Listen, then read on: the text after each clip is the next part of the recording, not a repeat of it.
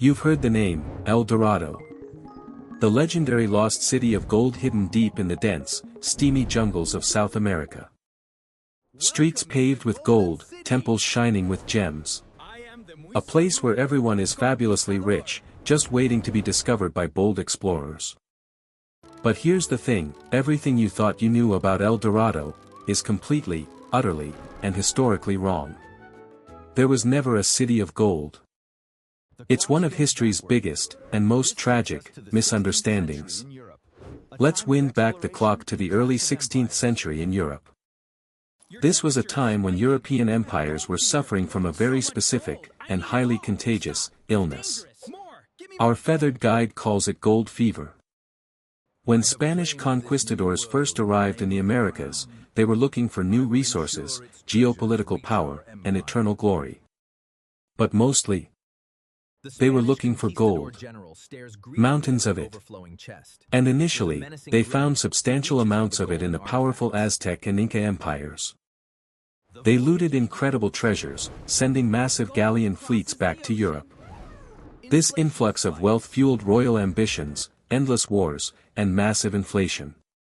But instead of satisfying their greed, this initial success only fueled the madness. Human nature kicked in, and logic flew right out the window. They thought, if the Aztecs had immense gold, and the Incas had unimaginable gold, surely there must be another, even richer empire out there. It had to be just over the next mountain range, just around the next river bend, hiding deep inside the unexplored green abyss.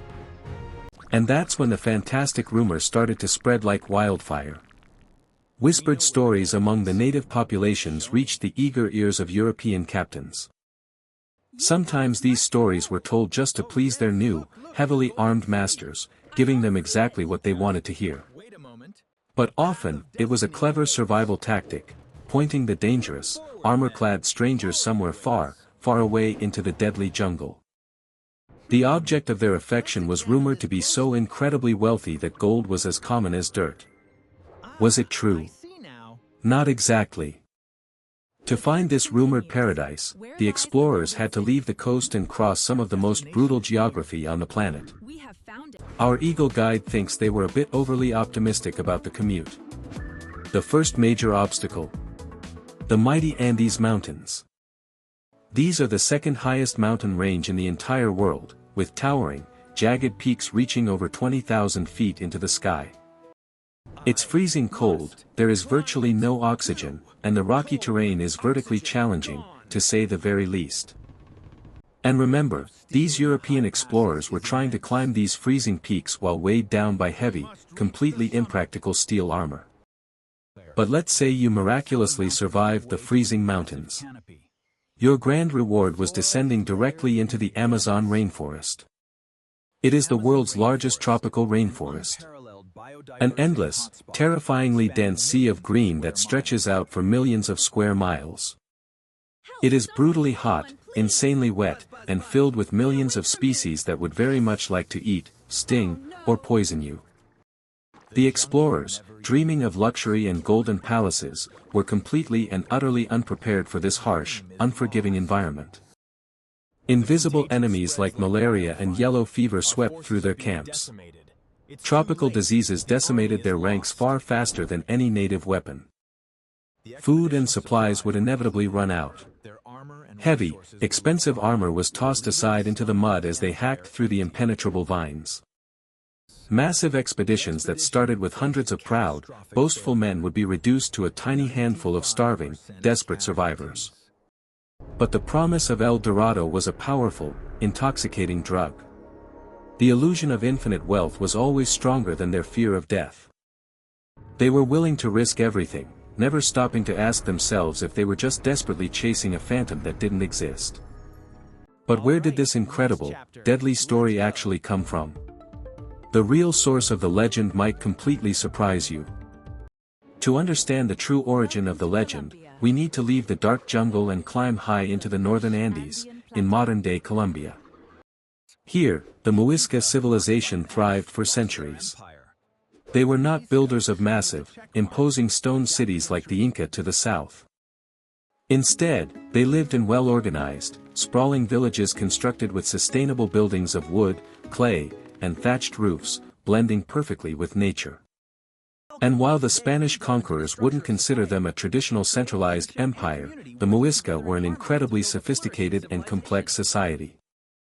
They excelled in high-altitude agriculture, using advanced terracing techniques to efficiently grow massive amounts of staple crops like maize and hardy potatoes. They were also highly skilled weavers, creating colorful, intricate cotton textiles to keep themselves warm in the chilly mountain air. But most importantly for our story, they were incredible, masterful gold craftsmen, producing some of the finest metalwork in the Americas. But wait, our eagle has a question. If they worked with so much gold, didn't they have a shiny city made of it? Nope. Here is an infographic for you. Gold was absolutely not a currency to the Muisca. It had zero economic or monetary value. Instead, gold was considered highly sacred. It was a divine, spiritual material that represented the pure, life-giving energy of the sun. It was used strictly for creating beautiful religious offerings to their gods to maintain cosmic balance, not to buy land or power. The Muisca were rich not because they had endless gold mines, but because they had access to gold through an extensive trade network. They controlled key natural resources that surrounding tribes desperately wanted, primarily vast, lucrative salt mines and brilliant, flawless green emeralds. They traded these valuable resources with neighboring tribes in the lowlands to obtain the raw gold they needed for their religious ceremonies. For the Muisca, working with gold was an act of pure devotion. Their intricate art was created solely to communicate with the divine. This is it, the moment the myth was born. The real El Dorado. It's not a shiny city at all, it's actually a person. The sacred ritual took place high up at Lake Guatavita, a nearly perfect circular crater lake, nestled beautifully in the cold, misty Andean mountains. Our eagle guide thinks it looks rather ominous, but to the Muisca people, this deep water was the very center of their spiritual universe. The breathtaking ceremony marked the installation of a new paramount ruler, known as the Zipa.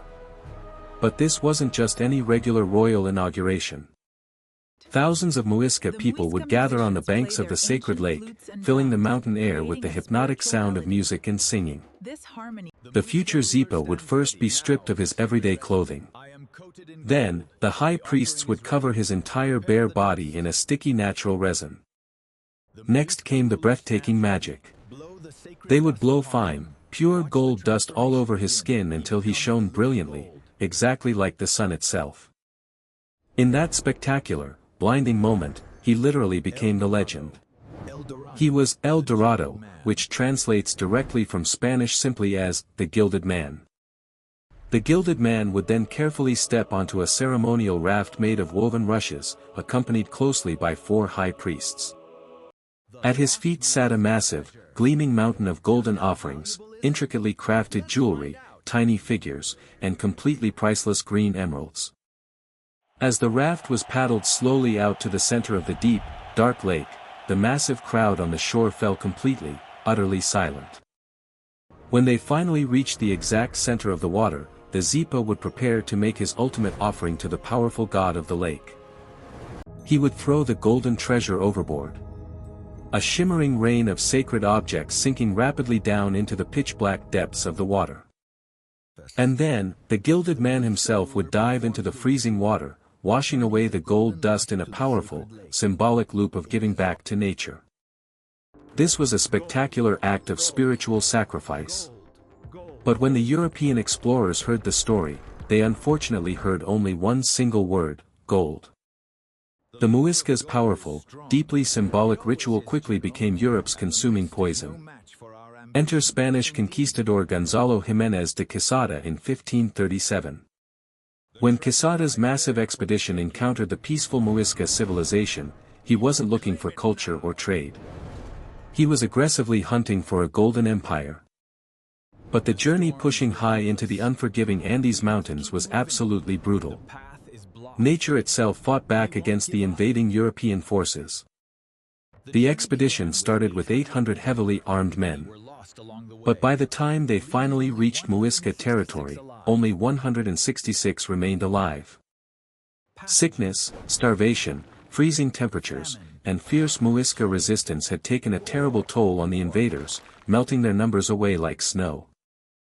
When they finally conquered the Muisca, they looted incredible art, valuable emeralds, and significant amounts of gold, but they found no golden city. Our eagle mascot demonstrates their massive disappointment. After losing hundreds of men, a small pile of gold simply wasn't the infinite jackpot they expected. But then, they didn't stop. They heard the native rumors of the Gilded Man and the massive sacred offerings thrown deep into Lake Guatavita. Quesada and his surviving men rushed to the crater lake. He looked at the dark water and realized the mythical treasure must still be down there. Driven by sheer desperation, they started the first-ever recovery operation. They ordered enslaved native laborers to literally bail out the massive deep lake. Using only simple clay buckets and basic human chains, it was a mathematically impossible task, but gold fever makes men incredibly stubborn. Astonishingly, over 3 grueling months, they actually managed to lower the water level of the crater by about 10 feet, exposing the muddy edges. Their reward for this monumental effort? They found just enough golden artifacts scattered on the muddy banks to prove the unbelievable story might actually be true.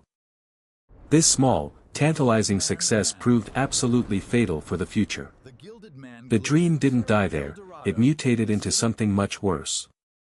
The explorers stopped looking for a single Gilded Man. They started hunting for a massive hidden city where everyone was covered in gold. The continent-wide hunt was on. The rest of the 16th and 17th centuries were completely defined by this golden madness. It was an era of blind, reckless obsession. Massive, highly funded expeditions were launched in every direction, driven by wild rumors of golden cities with strange, exotic names like Manoa and Petiti. These were not small exploration parties, they were massive military operations. Famous explorers like Gonzalo Pizarro lost hundreds of men to the jungle.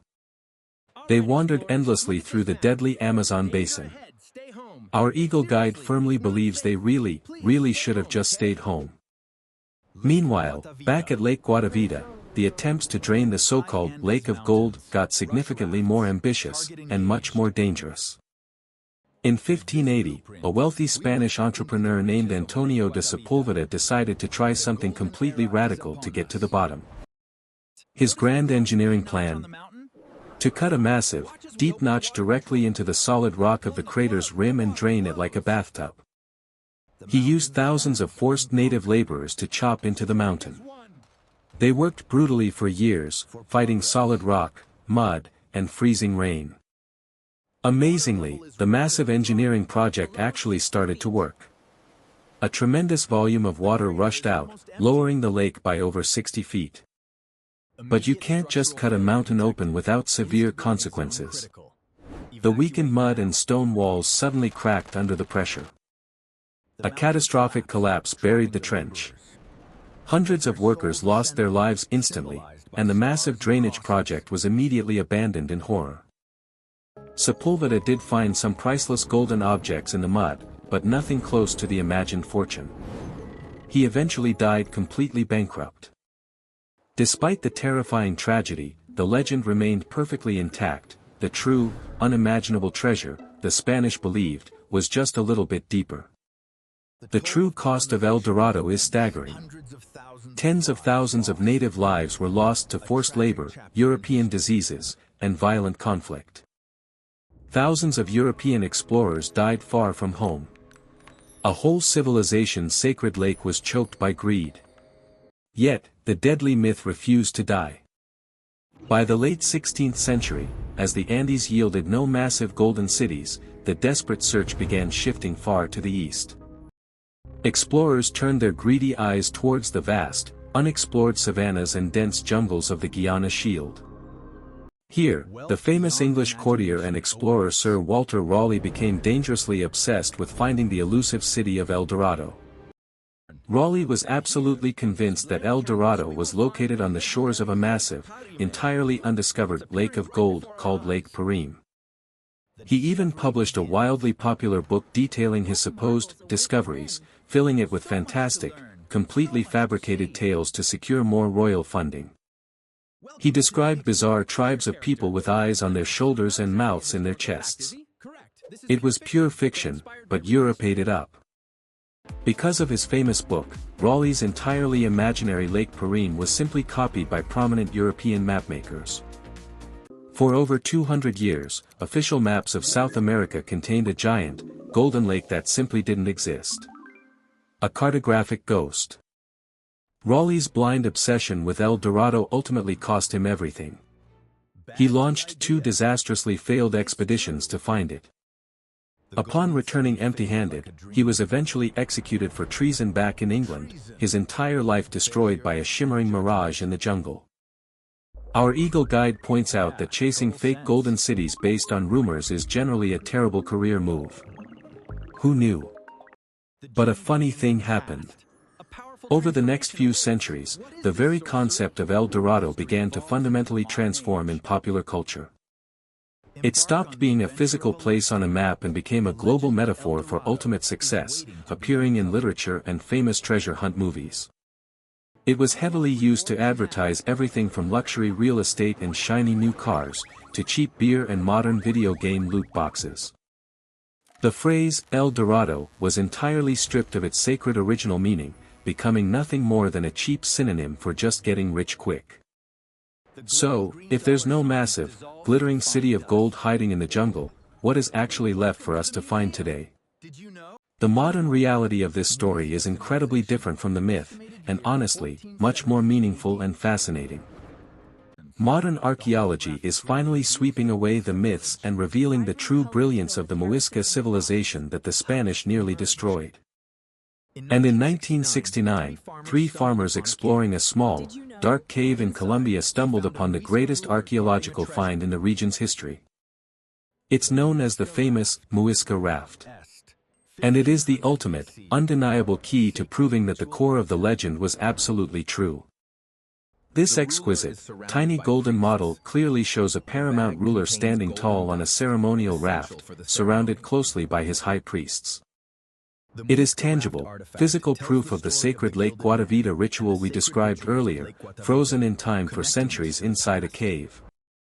The legend of the Gilded Man was entirely real, it just was never about the monetary or economic value of the gold itself. The true, heartbreaking tragedy of El Dorado isn't the lost gold at the bottom of a lake. It's the profoundly lost culture. The European explorers were so completely blinded by their toxic, all-consuming greed that they failed to see the Muisca for who they truly were. They were a highly sophisticated society with a unique, beautiful worldview, deeply connected to nature and the maintenance of cosmic balance. The invaders violently destroyed the real, living, breathing Muisca civilization just to desperately chase an imaginary, ghostly city that never even existed. Our eagle mascot thinks there's a powerful lesson here. Unchecked greed makes you look frantically everywhere, but ensures you never truly see anything of value. The Muisca Raft is strictly priceless not because of the shiny metal, but because of the incredible human story it continues to tell us today. The true treasure of the Andes isn't a lost city. It's the cultural understanding we are finally recovering. Until next time, stay curious.